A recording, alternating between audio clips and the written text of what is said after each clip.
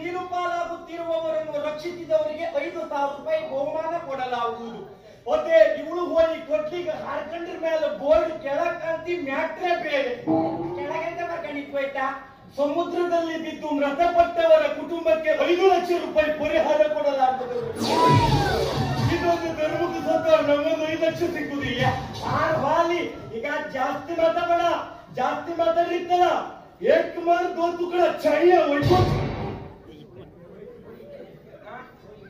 Police ಬಾಗಾಡಿ ಕೊಡ್ತೀನಿ.